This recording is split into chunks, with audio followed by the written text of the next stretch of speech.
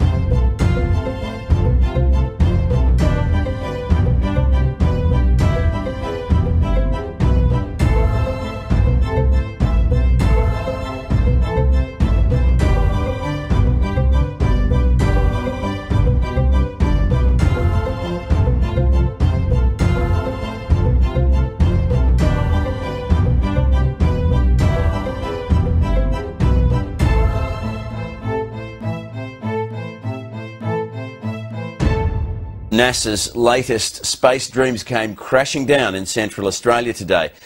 A giant helium balloon packed with expensive scientific instruments lost its moorings in high winds. As Anna Henderson reports, it cut a swathe through an airfield and sent onlookers running for their lives.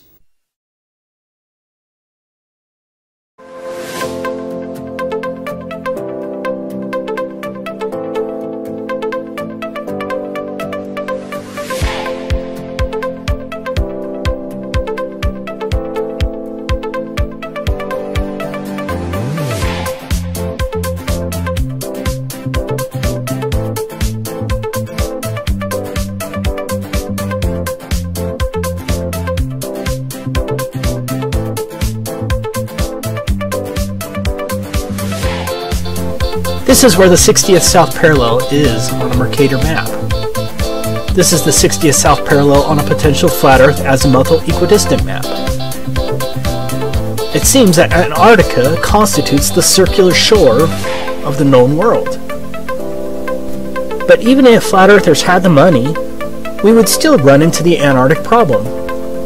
It is the fact that independent travel is not allowed below the 60th south parallel in any reasonable manner to make any determination as to whether Antarctica is the shoreline boundary circumscribing the known world, or whether Antarctica is simply a continent a little north of the true but unnamed southerly shoreline of the Earth's oceans.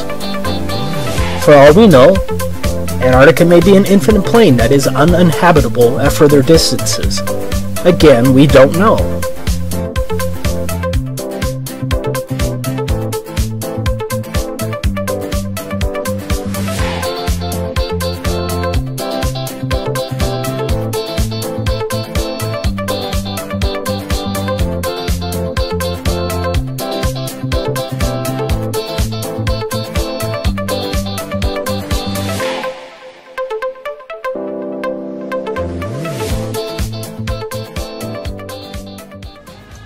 That is one glowing hot magnet. Let's see if it's attracted to our steel bar. Nothing. Zero attempts to grab onto that bar. It's not rolling with it, it's not sticking to it, just really zero.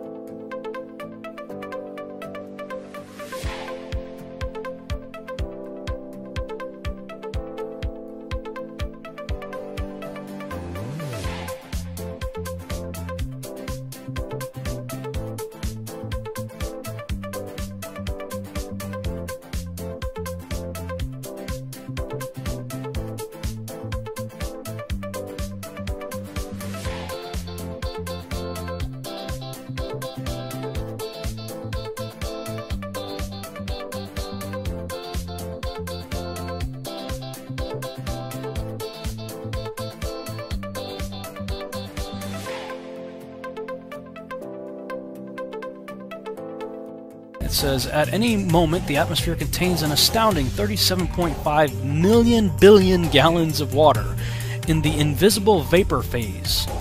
This is enough water to cover the entire Earth, land, and ocean with 1 inch of rain.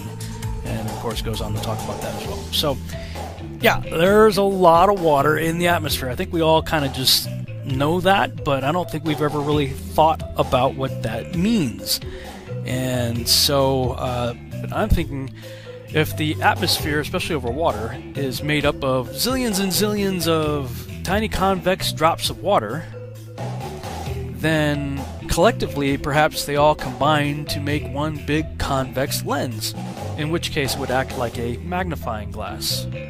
Okay, so with that in mind, let's look up some websites dealing with the refraction of light. You might see a graphic something like this, showing light bending downward. And here's your typical graphic showing how light rays entering some sort of medium, like in this case water, refraction causes the light to bend downward. Now, we've all seen pictures of, a pencil or something in a glass of water, and how not only does refraction bend the image downward, it also magnifies it. I'm going to say that again. Water causes refraction, bending the image downward, and magnifies it. So this is important now. So now back to another clip from that previous video. The science is the same of that of a lens. Here's a simple example. So if you're looking at Chicago here, just maybe now you can just see the top of the Sears Tower, and if our simulated temperature inversion moves into place, hopefully now you can see pretty much all of Chicago, see all the lower buildings, including what's at ground level. So the atmosphere really is acting like a lens. Yes.